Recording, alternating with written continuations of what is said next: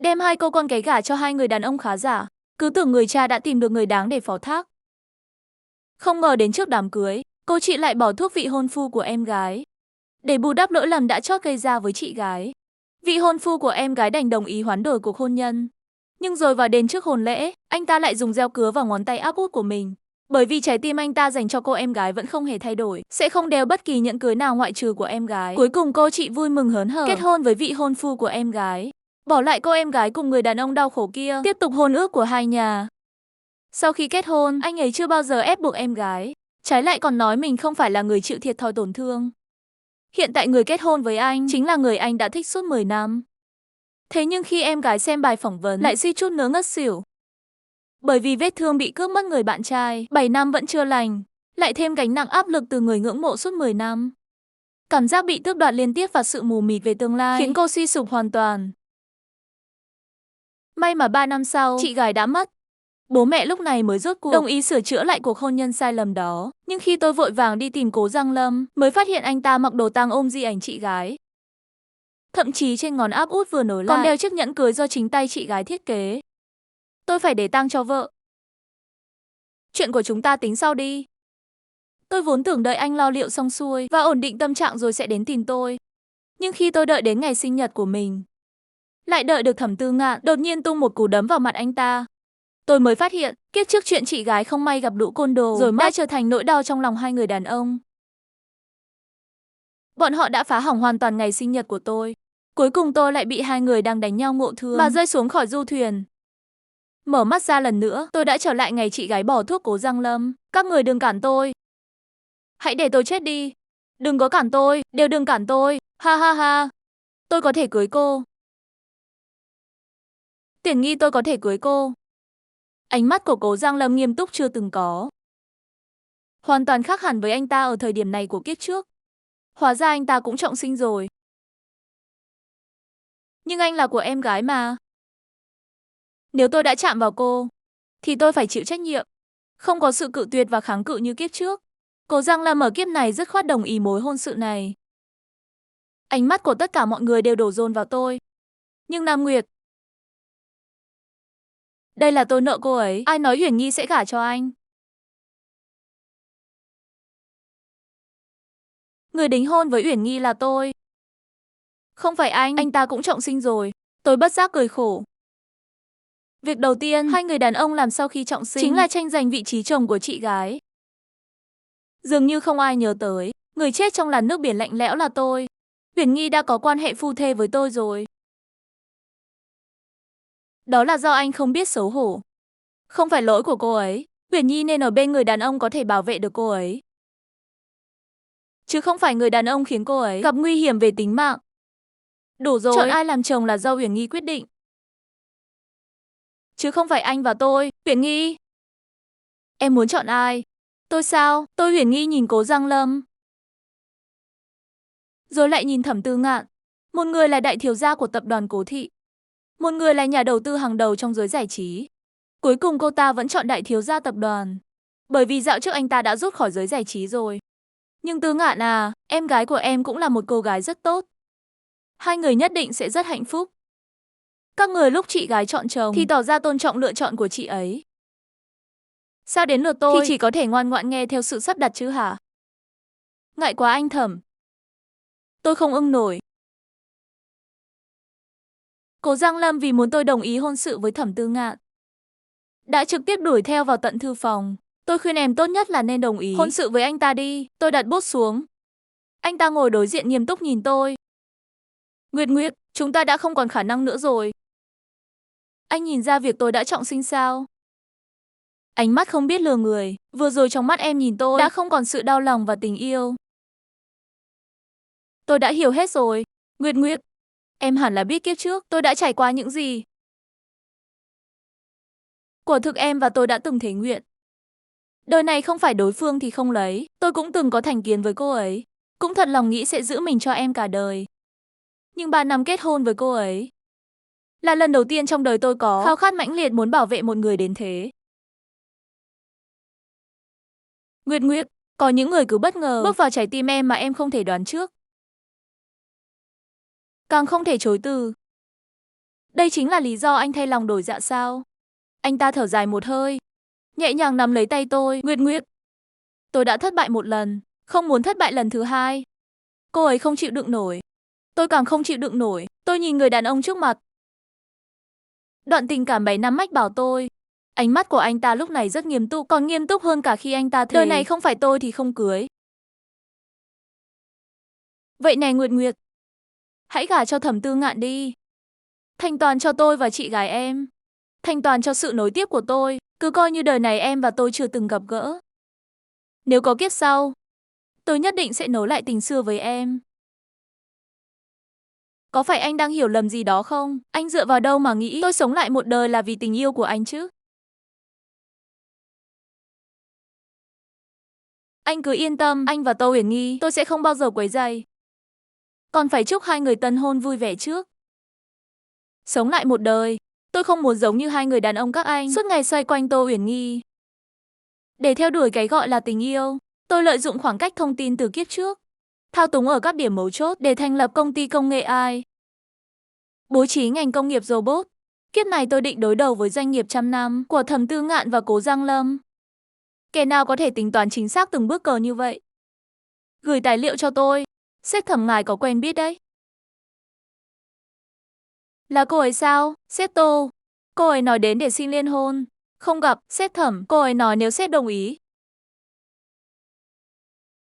Cô ấy sẵn sàng lấy những thứ này làm sinh lễ. Để cô ấy vào. Thái độ của Thẩm Tư Ngạn đối với tôi đã thay đổi hoàn toàn. Không còn sự chán ghét như khi vừa mới trọng sinh, thay vào đó là sự tán thưởng khó giấu. Tôi đặt tập tài liệu lên bàn. Những điều kiện phúc lợi, sếp Thẩm nói là nghiêm túc chứ? Đương nhiên rồi, sếp Thẩm cũng hào phóng thật đấy. Chủ yếu là hợp tác với sếp, tôi thì phải thể hiện 100% thành ý. Hơn nữa, sao kiếp trước tôi không nhận ra trong đầu, sếp Tô không chỉ có yêu đương nhỉ?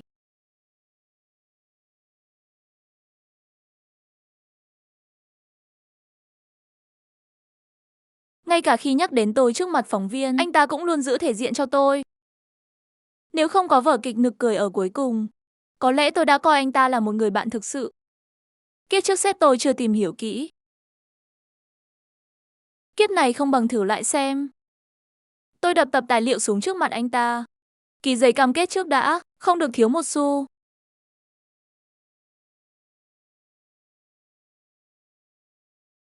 Hợp tác vui vẻ, sếp Thẩm, hợp tác vui vẻ. Bà xã, hôn lễ của tôi và Thẩm Tư Ngạn diễn ra suôn sẻ. Nhưng sau khi về nhà, tôi lại phát hiện tất cả nữ quyến đang tụ tập trong phòng khách. Không sao đâu. Dù sao con bé cũng là em gái con bé lấy bản kế hoạch kinh doanh của con làm cho lớn mạnh. Cũng là làm rạng danh nhà họ Tô, con không trách em ấy đâu. Mọi người đừng nói em ấy nữa. Thế sao mà được, những kế hoạch kinh doanh đó đều là do con vạch ra. Cho dù nó là em gái con, giờ làm lớn rồi thì ít ra cũng phải chia hoa hồng cho con chứ. Không những không chia cổ tức cho con, lại còn kết hôn với chồng sắp cưới cũ của con. Thế này thì làm gì phải em gái. Cũng trách con bạc mệnh. Vốn dĩ định bố trí ngành ai. Hôm đó uống xong ly sữa em gái đưa. Mở mắt ra đã thấy mình trên giường của người đàn ông khác. Lúc này mới suy sụp tinh thần. Không thể bắt tay vào làm.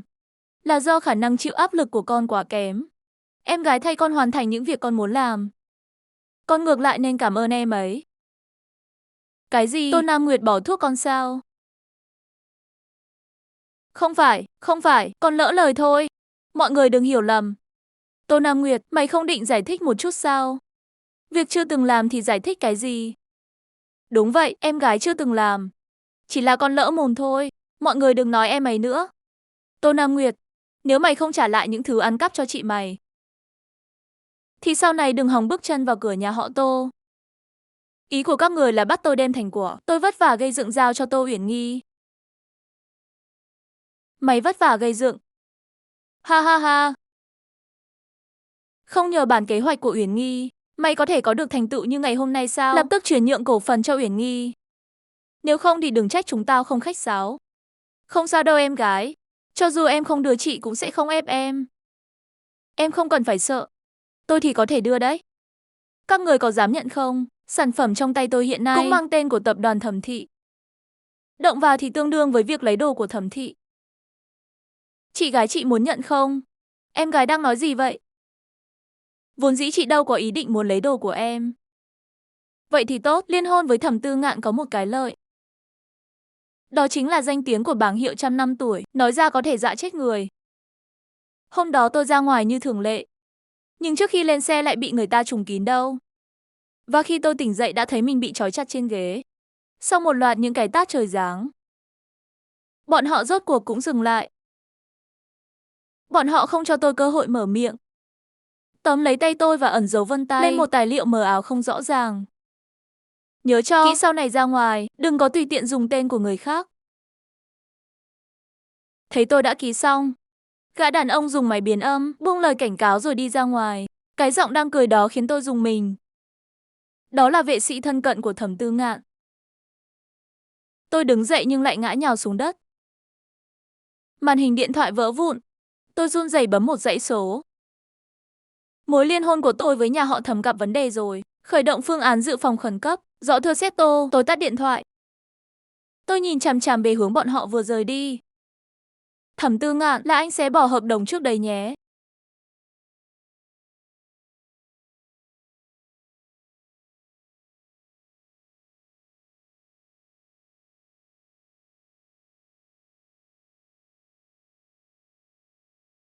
Thẩm Tư Ngạn bị trói trên cùng một chiếc ghế.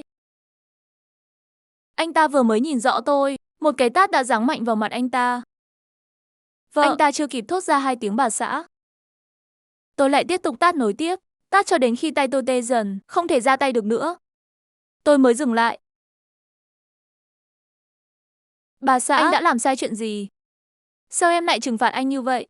Tôi thò tay vào túi của anh ta lấy ra tờ đơn đồng ý chuyển nhượng cổ phần vô điều kiện mà tôi bị ép ký. Ngay khoảnh khắc đó nụ cười của anh ta cứng đờ trên mặt. Tờ thỏa thuận trong tay tôi bị xé nát vụn rồi ném thẳng vào mặt anh ta. Hi hi, bà xã, em quả nhiên thông minh hơn anh nghĩ. Bớt nói nhảm đi, tôi từ trên cao nhìn xuống, ném tờ giấy ủy quyền chuyển nhượng cổ phần của anh ta lên bàn. Nếu anh đã vi phạm hợp đồng trước,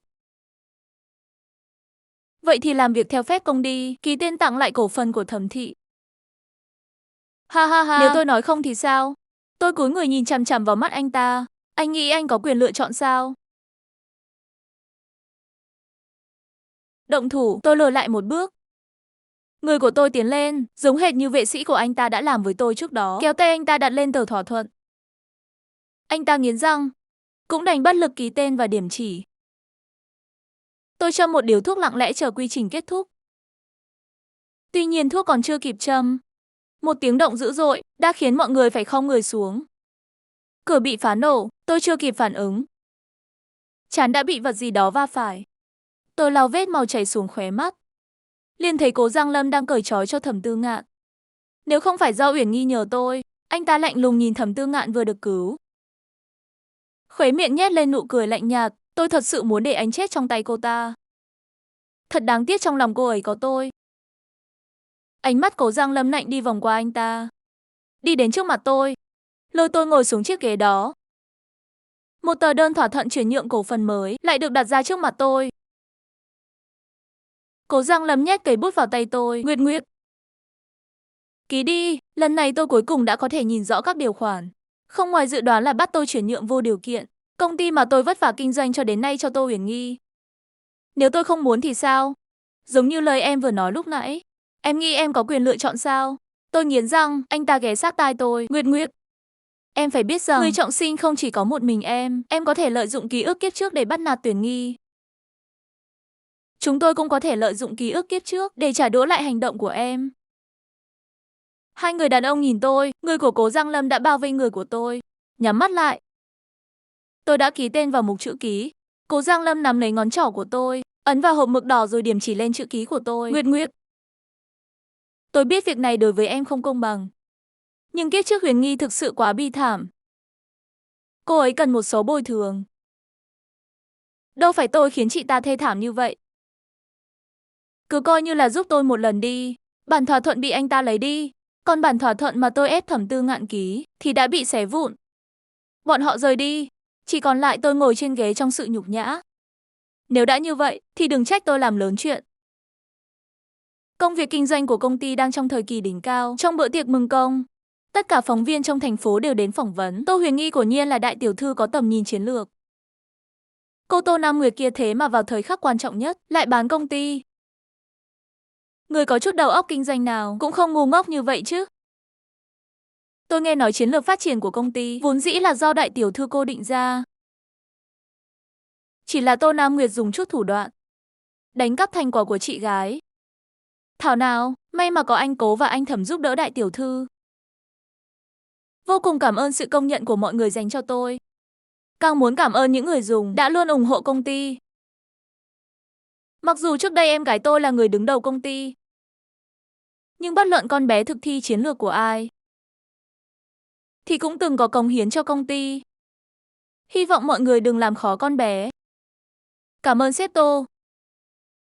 Em gái cô đối xử với cô như vậy, vậy mà cô vẫn còn nói đỡ cho cô ấy sao? Dù sao chúng tôi cũng là người một nhà mà. Đều đang tò mò tại sao đại tiểu thư có thể kiếm được nhiều tiền như vậy. Bây giờ thì tôi hiểu rồi. Đúng vậy, đức không xứng vị, tất sẽ mang họa. Tô Nam Nguyệt kia vô tài vô đức. Dựa hoàn toàn vào chiến lược của đại tiểu thư mới làm ra được chút thành tích. Nhận lấy kết cục hôm nay là chuyện sớm muộn. Chỉ có người xinh đẹp tâm thiện như đại tiểu thư mới có thể tiến xa được. Ây ra mọi người, đừng nói em gái tôi như vậy nữa. Tôi Huyền Nghi đỏ mặt. Thế nhưng khóe miệng lại xẹt qua một tia đắc ý khó phát hiện. Cố Giang Lâm và Thẩm Tư Ngạn đứng cách đó không xa lặng lẽ nhìn. Khóe miệng đều nở một nụ cười như có như không. Là vậy sao? Ánh mắt của tất cả mọi người đổ dồn về phía tôi. Tôi mỉm cười nhìn Tô Huyền Nghi. Nếu chị gái đã cao thượng như vậy, vậy có thể giải thích một chút, người đàn ông trên giường chị là vị anh rể nào của tôi không? Những bức ảnh thiếu vài lần lượt được chỉnh chiếu luân phiên trên màn hình lớn. Nhưng người đàn ông trong ảnh không phải là Cố Giang Lâm.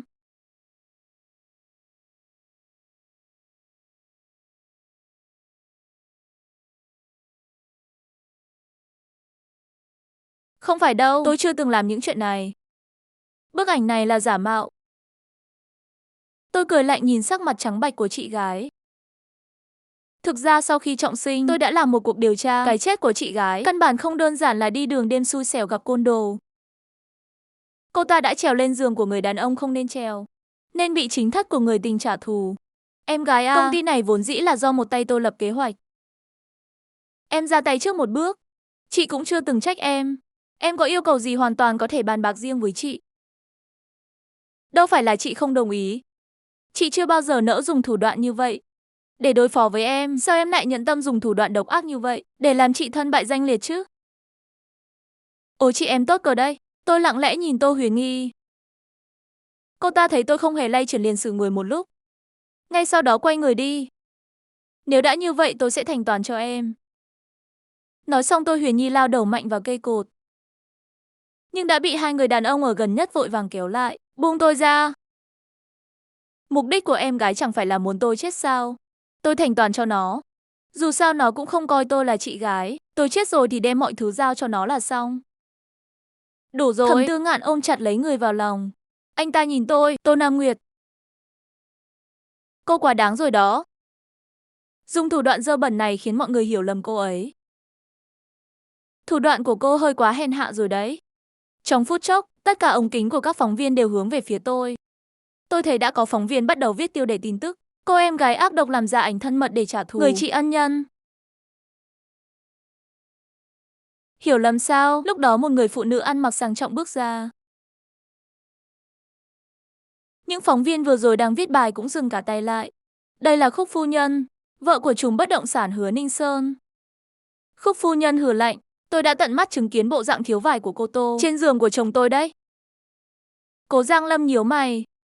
Thẩm Tư Ngạn cũng kinh ngạc nhìn về phía Tô Uyển Nghi. Sắc mặt Tô Uyển Nghi lập tức trở nên nhợt nhạt. Những bức ảnh này đều là do camera quay lén. Tôi lắc trong phòng ngủ trực tiếp chụp lại đấy. Có cần tôi cho các người xem camera giám sát không? Trực tiếp phát ngay tại đây nhé. Được không? Tô Uyển Nghi chẳng lẽ em thật sự... Tôi không có, Tô đại tiểu thư, đến lúc này rồi mà vẫn không chịu nói thật sao? Tô Huyền Nghi cắn chặt môi dưới, cơ thể không ngừng run rẩy.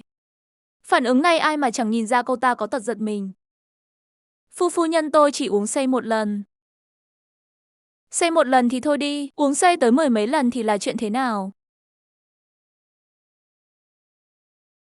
Ông xã, Tư Ngạn, đây là hiểu lầm. Đủ rồi, em làm anh quá thất vọng. Tô Huyền Nghi nhìn sang Thẩm Tư Ngạn. Đối phương cũng đã cúi mặt xuống, ánh mắt của tất cả mọi người đều đổ dồn vào Tô Huyền Nghi, đang run rẩy toàn thân. Khúc phu nhân thì lạnh lùng nhìn chằm chằm cô ta, cô giỏi giải thích lắm cơ mà. Sao không giải thích nữa đi? Vợ ơi! Hứa Ninh Sơn đang bước xuống từ chiếc xe sang. Ông ta cũng nằm trong danh sách khách mời của bữa tiệc này. Lúc này ông ta kinh ngạc nhìn Khúc phu nhân, sao bà lại ở đây? Bàn tay của Khúc phu nhân đột nhiên bị Tô Uyển Nghi kéo lấy, tự tát mạnh vào mặt cô ta. Cô ta ôm mặt ngã xuống đất. Phu nhân, tôi thật sự không quen biết với Hứa tiên sinh. Những bức ảnh kia tôi cũng hoàn toàn không biết là chuyện gì. Phu nhân, em gái tôi ganh tị với tôi. Muốn làm giả ảnh cũng không phải là chuyện khó gì. Sao bà có thể bị em gái tôi mượn tay làm công cụ? Lại còn đánh tôi trước mặt bao người chứ? Đây không chỉ là nhắm vào tôi, con bé tung ảnh ra, cũng là đang làm hỏng danh tiếng của bà và Hứa tiên sinh đấy. Danh tiếng sao? Khúc phu nhân nhìn màn diễn kịch của Tô Uyển Nghi liền yếu chặt mày. Hứa Ninh Sơn cũng cau mày nhìn vợ mình. Rốt cuộc chuyện này là thế nào?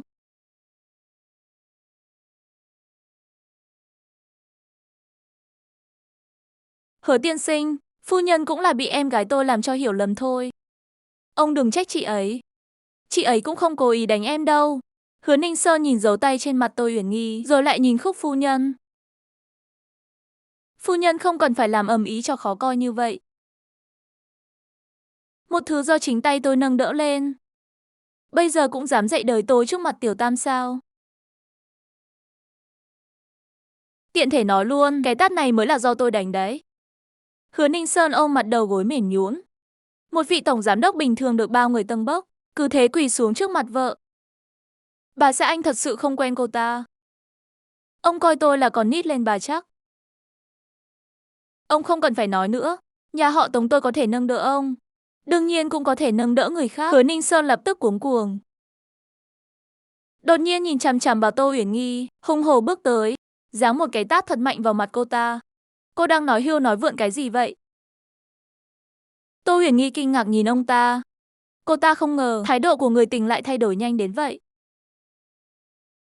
Vợ ơi, là cô ta quyến rũ anh. Đàn ông các người khi bị bắt của tang ăn vụng đều dùng chung một câu này sao? Hứa Ninh Sơn, ngày mai đi làm thủ tục ly hôn đi, không làm thì ông biết hậu quả rồi đấy. Hứa Ninh Sơn chết chân tại chỗ, nửa ngày vẫn chưa hiểu xong, ông ta quay người lại giáng thêm một bàn tay vào mặt cô ta. Mọi thứ đều bị cô hủy hoại rồi. Ông cũng có mặt mũi mà nói tôi sao? Ra vẻ mạnh mẽ trước mặt tôi. Hóa ra đều là dựa hơi vợ mà có cả. Hai người rất nhanh đã lao vào ẩu đả. Hứa Ninh Sơn túm thẳng tóc cô ta. Hiện trường loạn thành một mớ bồng bông. Giang Lâm Tư Ngạn, cứu em với. Nhưng hai người đàn ông kiếp trước thương cô ta thấu xương lại chẳng hề nhúc nhích. Cố Giang Lâm càng cười khổ một tiếng, kiếp trước cái chết của em thực sự là tai nạn sao? Cái gì cơ, không có gì. Cố Giang Lâm nói xong liền quay người rời đi. Thẩm Tư Ngạn cũng liếc nhìn Tô Uyển Nghi, một cái rồi cũng quay gót bước theo.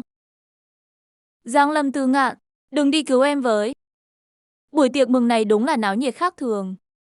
Cư dân mạng lập tức bắt đầu đào bới lai lịch của Tô Uyển Nghi.